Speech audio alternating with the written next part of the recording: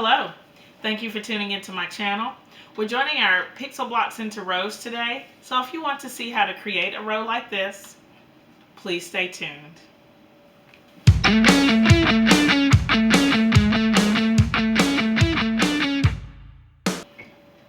Today I'm going to get ready to show you how I stitch one of these rows together for the pixel quilt.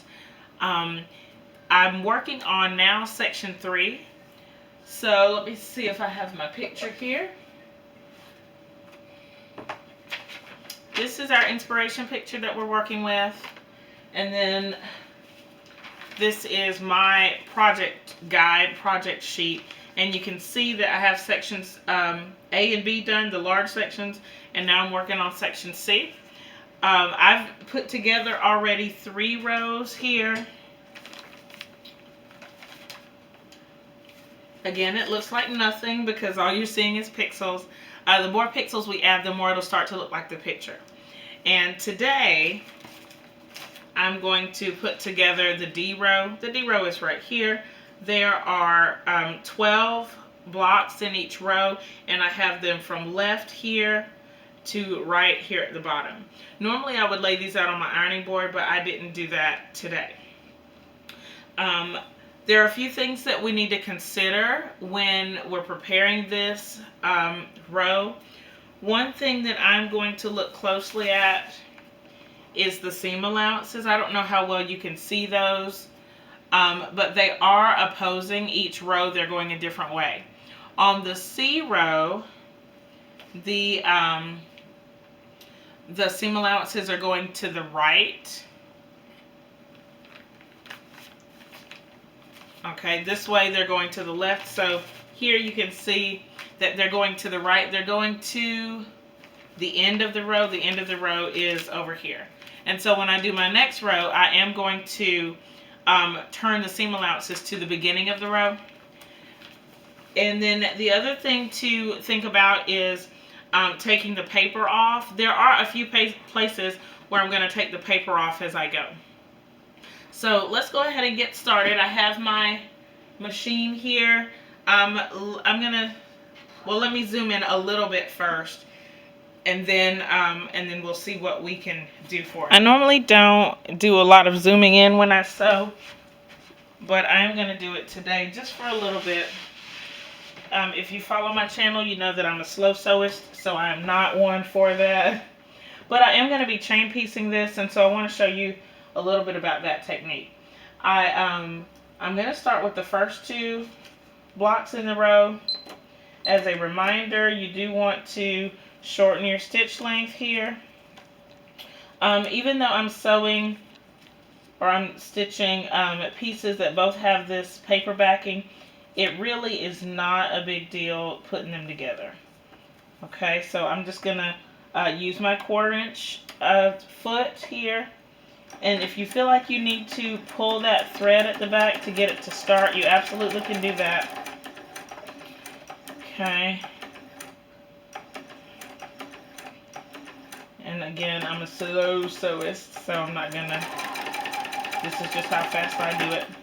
Alright, and then I'm gonna make sure the needle is down. Grab my next 2 pieces here. Okay. And then stitch it again, just pulling it through with that 1/4 inch seam. And now at this point, I'm going to take out the first 2 pieces that I stitched together. They're back here, so just take those off. Okay, and this is the first piece. This is piece 26. It's first, and so I'm going to press my seam allowance towards piece 26 and give it a finger press.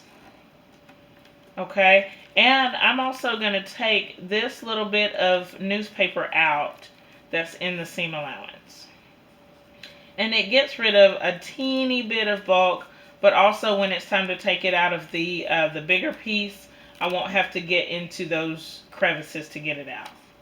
Okay, so I've taken that out, and I'm going to fold it, and then I'm putting it right back where I got it from, and then going to the next 2 pieces.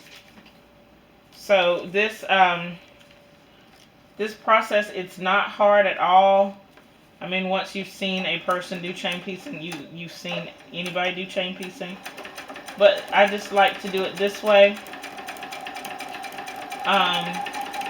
So after I get done with this piece, again, going back, okay, let me move that out of the way. And then pressing the seam, this time towards the left again. Okay. And taking the paper out as I go. And you can keep it in if you want, but when I did the other big sections, this little part is the trickiest, taking it out of this little crevice.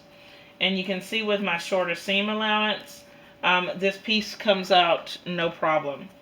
Alright, at this point, I'm going to grab the first 2 pieces that I did and stitch this group of 4 together,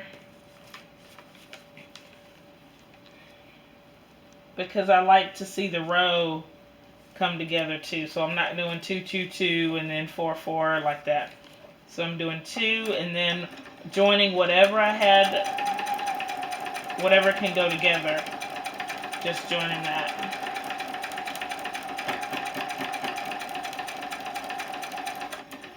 Okay, and then I take the next piece out, and I'm just going to keep doing that until I have the entire row. It really doesn't take that long to stitch the rows together. So after I get the row done, I'm going to show you how I'm putting this entire row together, and it is ready to go. The next step is to see how I'm going to join this row to the other 3 rows that I already have. So let's see how that happens. I have my larger piece on the bottom and the row that I just did on the top. And let me see if you can see the seams are going to nest here when I go put it through the machine. Alright, so I'm just going to line up the ends. Since the measurements are basically the same, it should be an easy stitch. I'll lift it, press it up a little bit. Again, just keeping that, lowering that stitch length. Okay. And then when I come to an intersection, I'm just making sure that the seams have nested. And that's not really, it's not really a big deal. For the most part, they're the same size, so no worries on that part of it.